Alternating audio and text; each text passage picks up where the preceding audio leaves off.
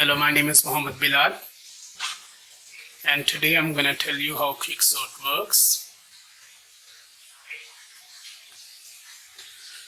Okay, basically quicksort is a sorting algorithm, and if you go array and if you have to sort the array, so you can use this algorithm and it will sort the array. Okay, now I'm going to tell you first thing, when you are applying quicksort on array for sorting the array, first of all, you have to take any element and you have to consider that element as a pivot.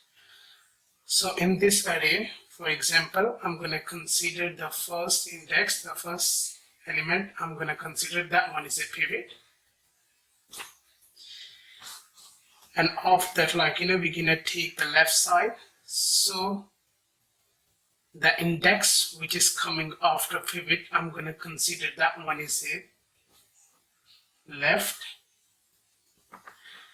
and the most right index, I'm going to consider that one is right, because I know that every time the right is going to be start from the right side here, so that's why I have taken it that one, this index is a right and that one is a left, and this one I did consider as a pivot. Now when you are going to apply quicksort on an array for sorting the array, so there are three conditions come. The first condition is this: the left means that one, it should be less than pivot. If the condition is true, then we will move to left, we're gonna move to left. If the condition is false, so we will stop on the left. And after that, the second condition is this one is a right, right should be, this one is a right actually, right should be greater than pivot. So it means this one should be greater than pivot. If the condition is true, then we will move, otherwise we're gonna stop on the right if the condition is gonna be false. Okay, now the condition 3 is this: if both conditions, means the left and the right one here, both conditions, if they are false, then we're gonna swap the values of both of them, means we're gonna swap the values of left and right one, both of them we're gonna swap. Now we are going to sort the array by using quicksort algorithm. Now I'm gonna just write it on the array over here now.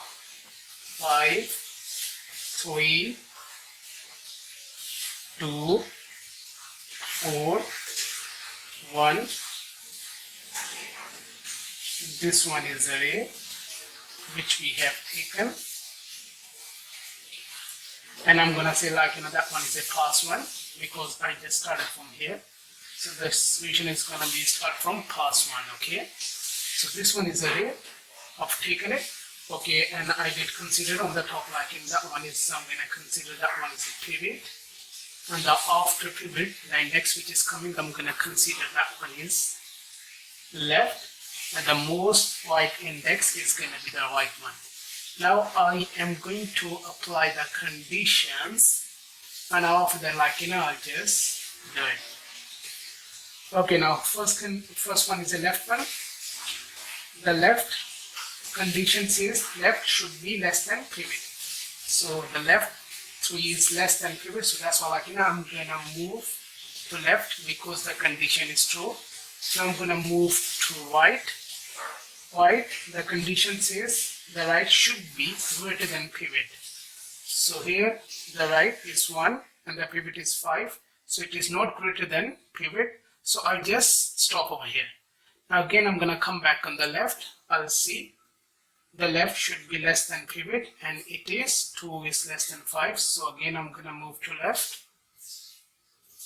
So left is pointing now this index, the 4 one. Now again I'm gonna come back to right. Right, we know that the condition is false, so that's why still we will stop over here on the right one. Again we're gonna come back on the left, and on left we'll see the condition is true because 4 is less than 5, so again I'm gonna move to left. Now when this condition comes up left and right, both of them, they are pointing to one index, So on that time, what we will do, we will swap the value of this index with, like, this index who's pointing like left and right, which is pointing the same index here. We will just swap this value with the pivot one. So pivot is gonna become over here, and this value is gonna go on the place of the pivot. So it is going to be like this: 1 over here, 3, 2, 4, and this one is 5. Pivot came over here, and this value went over here, because we did swap the values. When left and right they are pointing to one index, then in that time you will swap this value with the pivot one. Okay, now pass 1 has been completed and we did sort this index. Every time you have to remember this thing. When you are going to take any index as a pivot, yeah, so when you will complete the pass, like I did complete the pass 1 now, when you will complete the pass, so the pivot, the index which you have taken it as a pivot, it will be sorted once the first pass is going to be complete.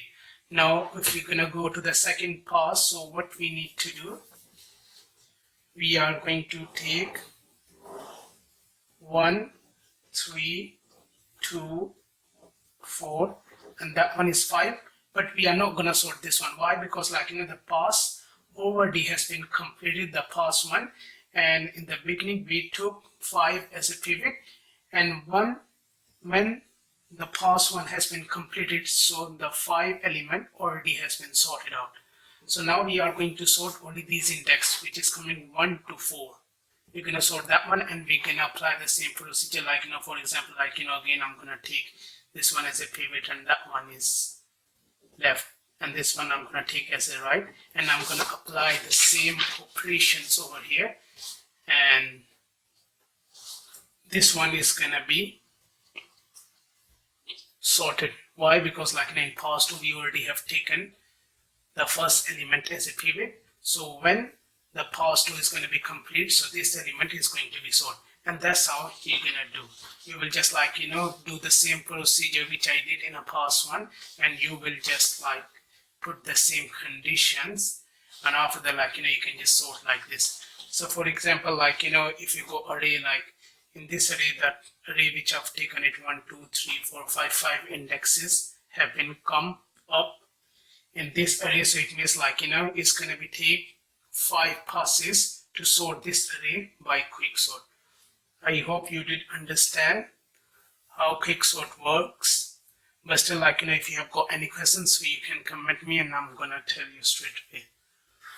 So I've got another way as well to sort the array by quicksort, but in the next video I'm gonna just show you. Now see you next time. Okay then, bye.